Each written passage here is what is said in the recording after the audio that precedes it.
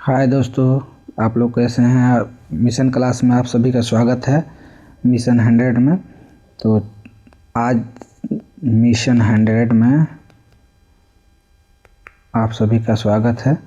चलिए आज आप लोग को लेकर आए हैं ग्रामर का ऑब्जेक्टिव। ये आज 1 से लेकर के 50 तक करेंगे। कितना? 1 से लेकर के 50 तक करेंगे। ये 100 क्वेश्चन है लेकिन 50 तक करेंगे, 1 से 50 तक।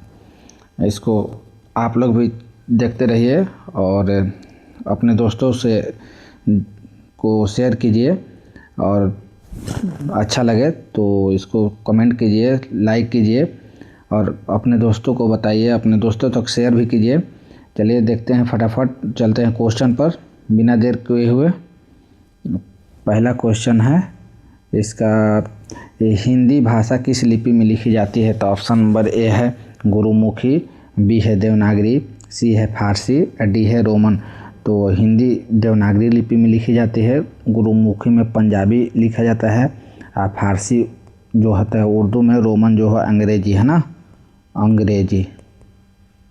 चलिए आगे बढ़ते हैं, फटाफट एकदम देखते हैं। दूसरा नंबर क्वेश्चन, स्वरों की मात्राओं तथा अनुस्वार एवं विसर्ग सहित एक व्यंजन वर्ण में 12 रूप होते हैं, इन्हें परंपरा के अनुसार क्या कहते हैं? तो ऑप्शन नंबर ए है देवनागरी, बी है गुरुमुखी, सी है 12 मुखी, डी है 12 खड़ी। तो ऑप्शन नंबर डी इसका सही हो जाएगा, 12 खड़ी कहते हैं। तीसरा क्वेश्चन देखते हैं कि स्व प्लस र से कौन वर्ण बनता है? तो ए है तलाबी स, बी है सर, प्लस सी है स्र, डी है सर।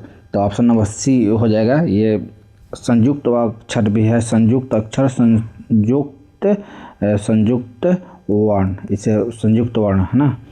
आगे देखते हैं चौथा नंबर क्वेश्चन, यदि तत्सम शब्दों में तलाबी स हो तो उसके तद्भव शब्दों में तलाबी स्व के स्थान पर क्या होता है?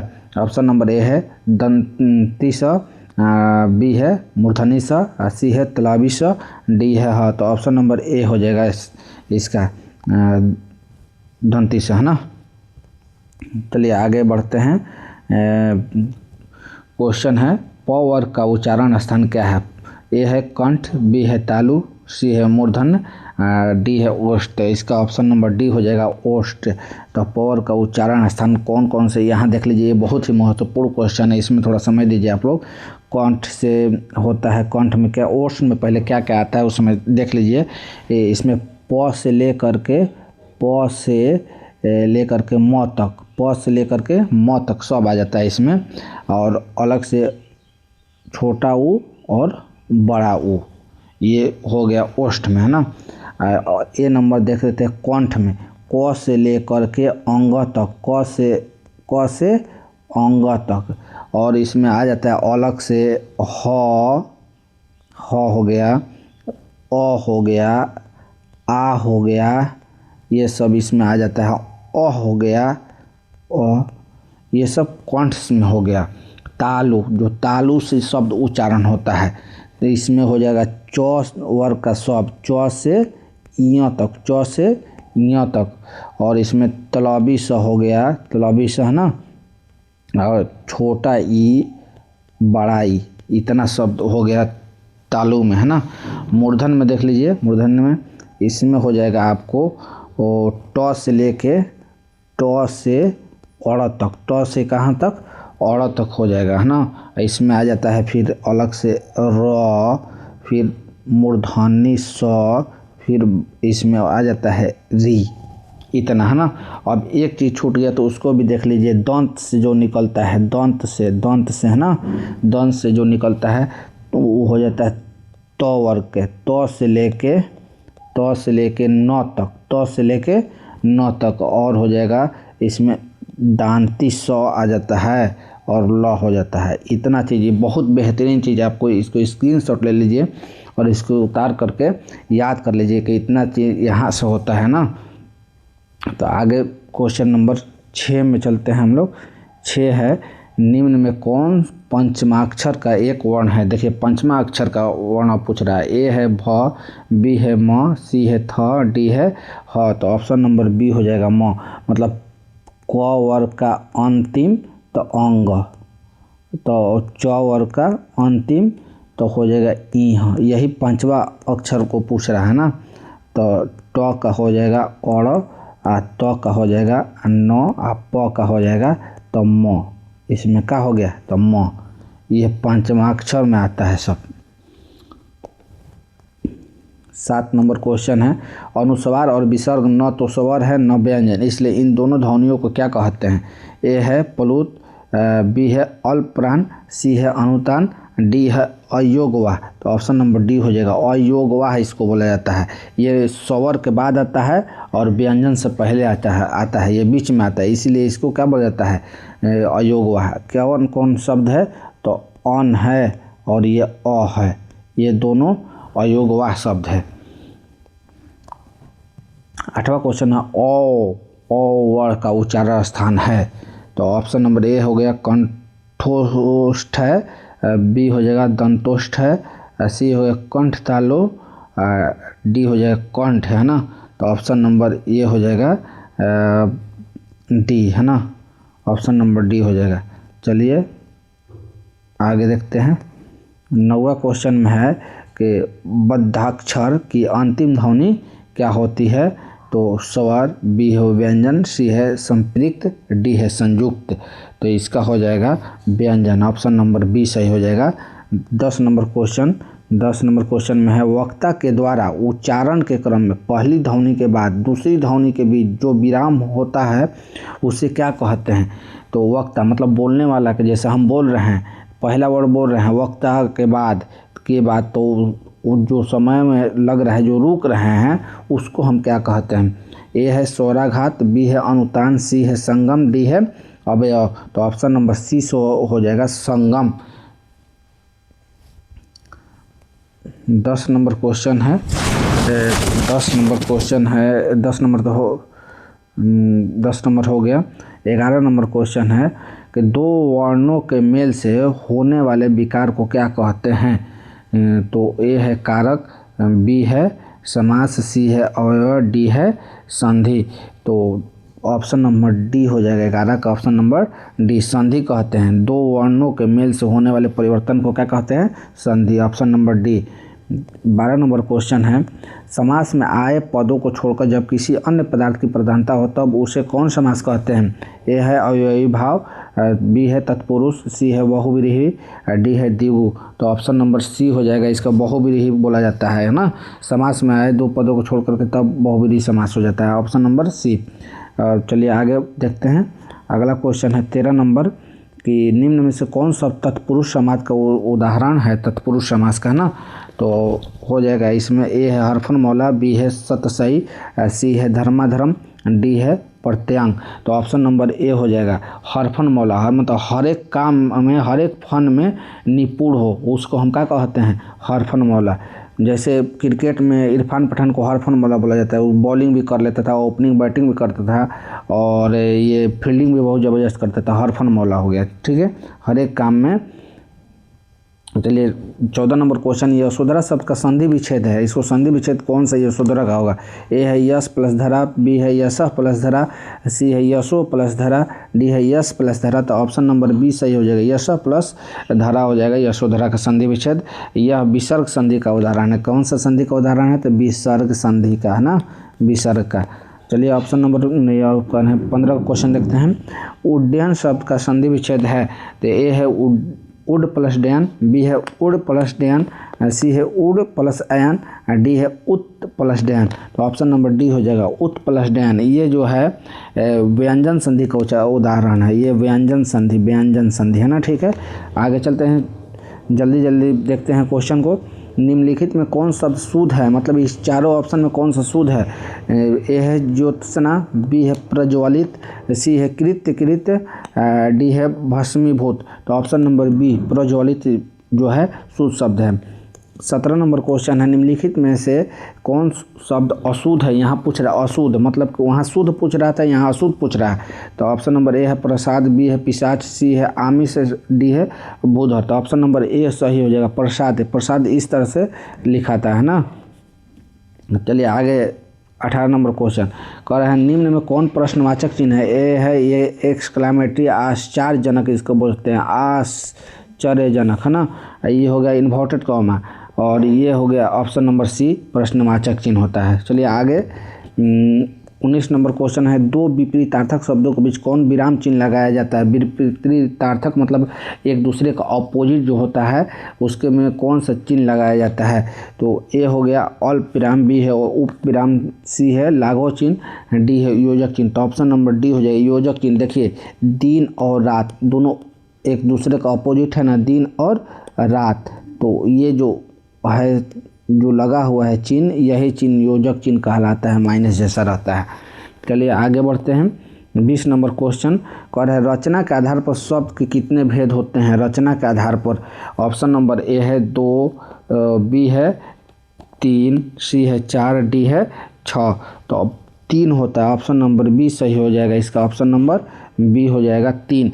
कौन कौन होता है देखिए, रचना कहे या बनावट पूछे, ठीक है, या पूछे व्युत्पत्ति, ये तीनों पूछे तो तीनों एक ही है ना, तीनों एक ही है। तो इसको कितने भेद हैं इसके, तो 3 कौन कौन है ये भी देख लीजिए।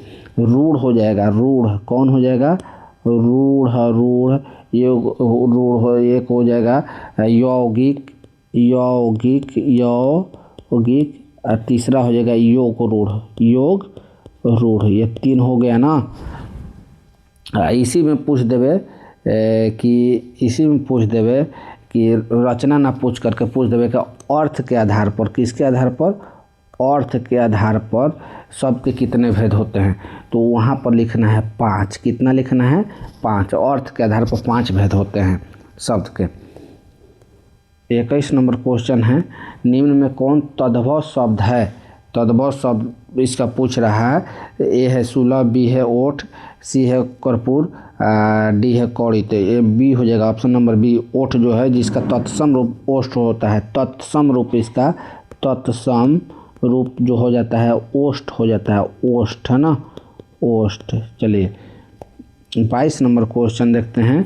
22 नंबर क्वेश्चन है कि निम्न में कौन वर्ण संकर शब्द है ना। ए हो गया इच्छु, बी हो गया ससुर, सी हो गया आलमगंज, डी हो गया लाठीचार्ज। तो ऑप्शन नंबर डी हो जाएगा लाठीचार्ज इसका, है ना। 23 नंबर क्वेश्चन है, निम्न में कौन शब्द व्यक्तिवाचक संज्ञा, व्यक्तिवाचक संज्ञा मतलब खास नाम को बोला जाता है व्यक्तिवाचक, है ना। ए हो गया सोना, बी हो गया झब्बा, सी हो गया पटना, डी हो गया कोरोना। तो ऑप्शन नंबर सी देखिए एकदम पटना एकदम खास नाम है, शहर का नाम है पटना। आगे बढ़ते हैं 24 नंबर क्वेश्चन, जिस संज्ञा शब्द से व्यक्ति या वस्तु के गुण या धर्म, दशा अथवा व्यापार का बोध होता है उसे कौन संज्ञा कहते हैं ना। ए है समूहवाचक संज्ञा, बी है भाववाचक संज्ञा, सी है द्रव्यवाचक संज्ञा, डी है जातिवाचक संज्ञा।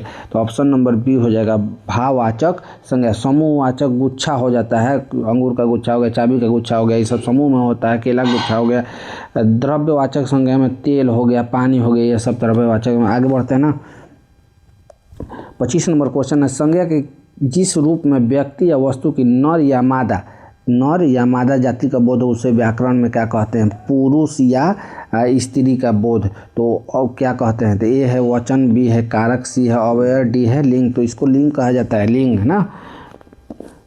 26 नंबर क्वेश्चन है कि जिन वाक्यों में लगना, जाना, सकना तथा चूकना सहायक क्रिया आती है उनमें किस वर्ण का प्रयोग नहीं होता है। नहीं पूछ रहा है यहाँ, क्या पूछ रहा है कि नहीं होता है। ए हो गया में, बी हो गया के, सी हो गया ने, डी हो गया हे। तो इसमें क्या हो जाएगा, तो ऑप्शन नंबर सी सही होगा, ने का प्रयोग नहीं होता है। आगे क्वेश्चन है 27 नंबर क्वेश्चन कि हरि मोहन को रुपए देता है, यह वाक्य किस कारक का है।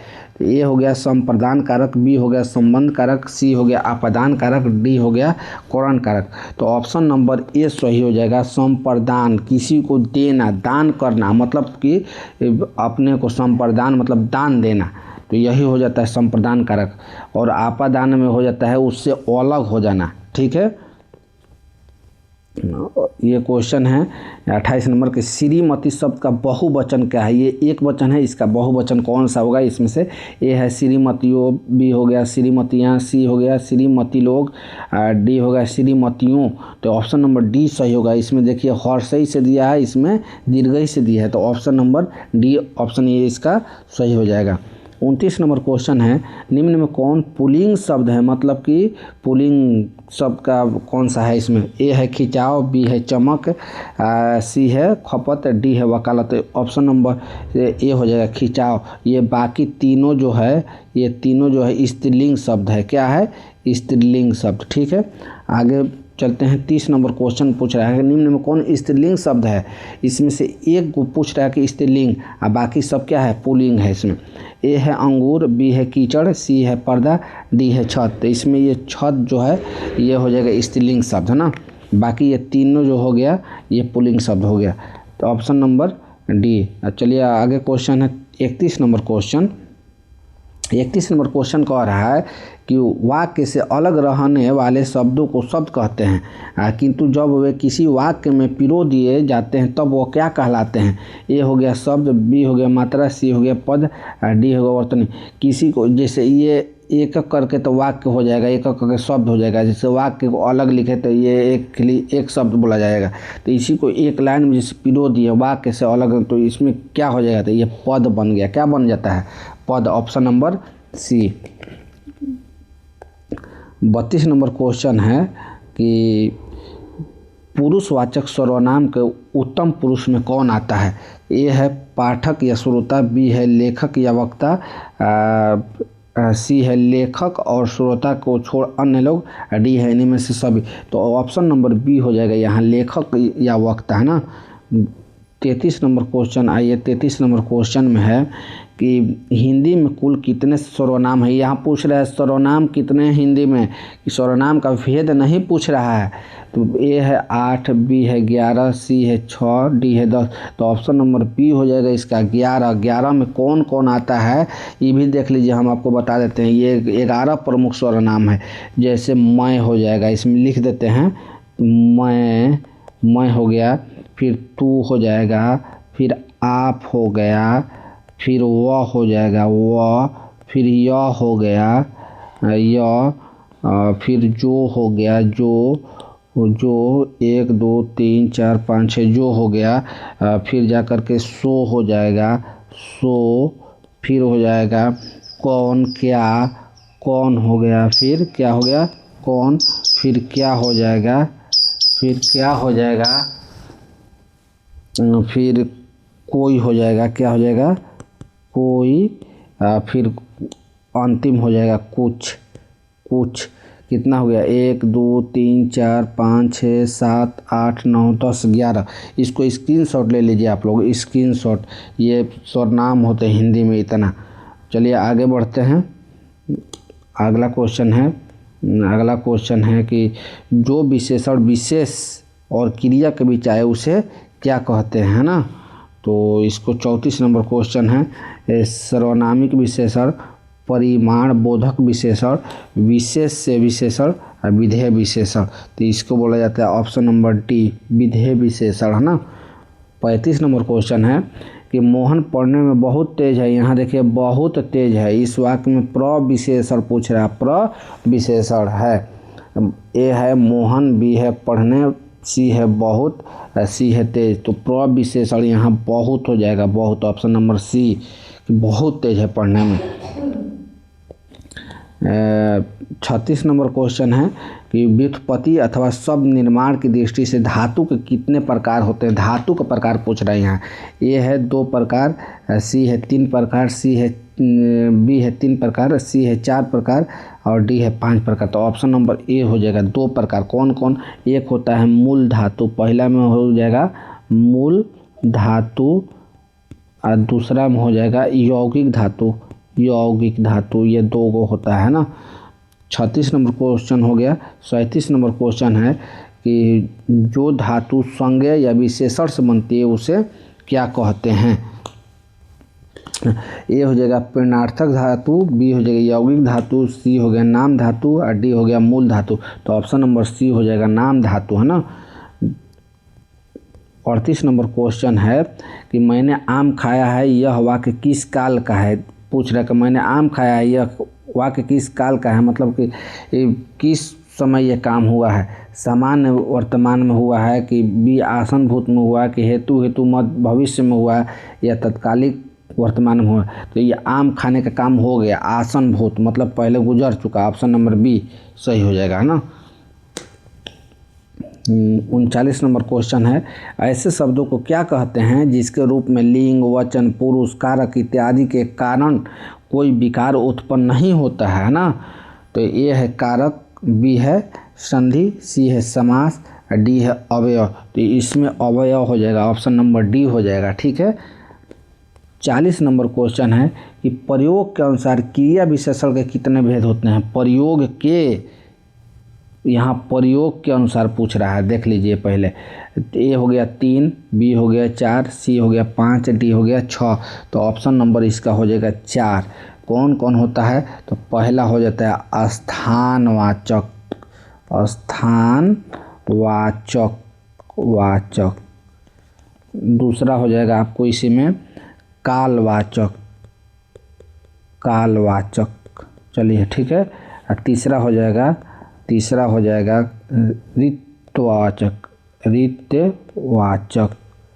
और चौथा हो जाएगा आपका परिमाणवाचक।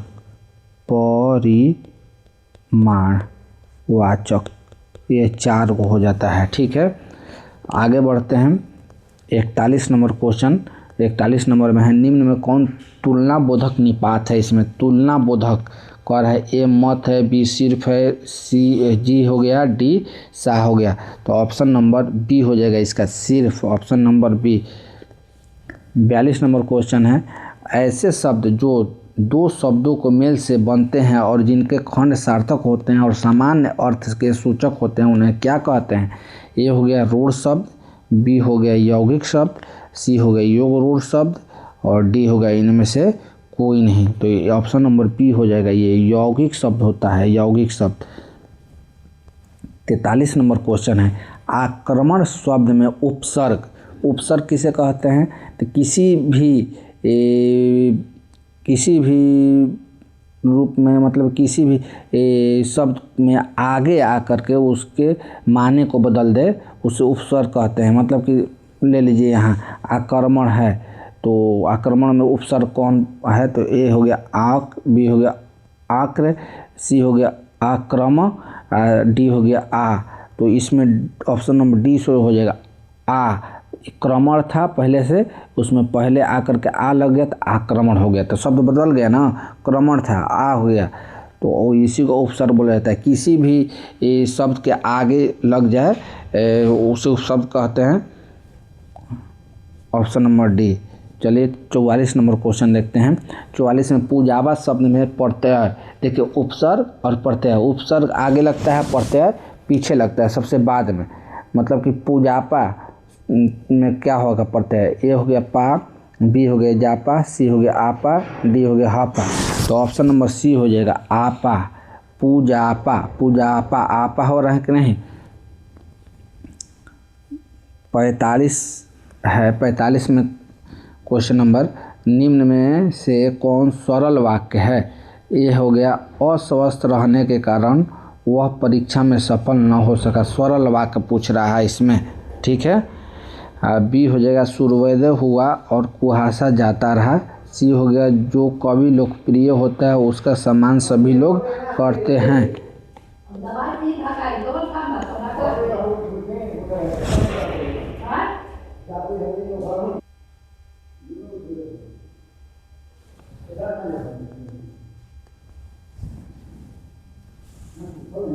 ए इसका सही होगा, ए ऑप्शन नंबर ए इसका सही होगा, है ना। आगे देखते हैं। 46 नंबर क्वेश्चन है, निम्नलिखित में कौन शुद्ध वाक्य है। ए है हमारे यहाँ तरुण नवयुवकों की शिक्षा का अच्छा प्रबंध है। बी पशुओं का झुंड चारों ओर पानी की चाह में घूम रहा था। सी है यह कविता अनेक भावों को प्रकट करती है। डी भारतीयों को चाहिए कि अपने बच्चों को बताए कि भारत हमारा है। देखिए इसमें सबसे शुद्ध वाक्य ये ऑप्शन नंबर सी है ना। यह कविता अनेक भावों से प्रकट करती है। चलिए आगे क्वेश्चन देखते हैं 47 नंबर। समुद्र शब्द का प्रवासी शब्द है, मतलब कि इसका एक और नाम पूछ रहा है। तो ए है अरविंद, बी है सैंधव, सी है अर्णव, डी है पतंग। तो ये हो जाएगा अर्णव, ऑप्शन नंबर सी है ना, ऑप्शन नंबर सी। अगला क्वेश्चन है 48 नंबर। कृष्ण शब्द का विपरीतार्थक शब्द मतलब उल्टा शब्द पूछ रहा है। तो ए है सौम्य, बी है शुक्ल, सी है मुक्त, डी है स्वच्छ। तो ऑप्शन नंबर हो जाएगा ये बी शुक्ल हो जाएगा, है ना। 49 नंबर क्वेश्चन देखते हैं। 49 नंबर क्वेश्चन, जो नभ में चलता है, नभ मतलब आसमान होता है, आकाश होता है, आकाश। नभ मतलब क्या होता है, आकाश होता है ना। तो आकाश में जो चलता है तो उसे क्या कहते हैं। तो वाक्य खंड के लिए शब्द क्या होगा। तो ए हो गया अलौकिक, बी हो गया निशाचर, सी हो गया खेचर, और डी हो गया प्रत्यागत। तो ऑप्शन नंबर सी हो जाएगा खेचर, खेचर सही हो जाएगा ना। 50 नंबर क्वेश्चन है। 50 नंबर क्वेश्चन है, आंखें मूंदना मुहावरे का क्या अर्थ होता है। ए हो गया मर जाना, बी हो गया नज़र बचाना, सी हो गया उदासीन हो जाना, डी सावधान होना। मतलब आंखें मूंद लेना मुहावरे का अर्थ होता है उदासीन हो जाना। ऑप्शन नंबर सी हो जाएगा, है ना। अब सही हो। तो आज का क्वेश्चन यहीं तक रहते हैं। आप सभी कैसा लगा ये क्लास। इस क्लास को अगर अच्छा लगा तो कमेंट कीजिए, अपने दोस्तों तक शेयर कीजिए और लाइक बटन को ज़रूर दबाएं, इसको दबाना नहीं भूलें। और आगे क्लास के लिए अगर आपको ऐसे ही क्लास लगा अच्छा तो आप इसको सब्सक्राइब कीजिए, अपने दोस्तों को तक शेयर कीजिए भी। ठीक है, चलते आगे।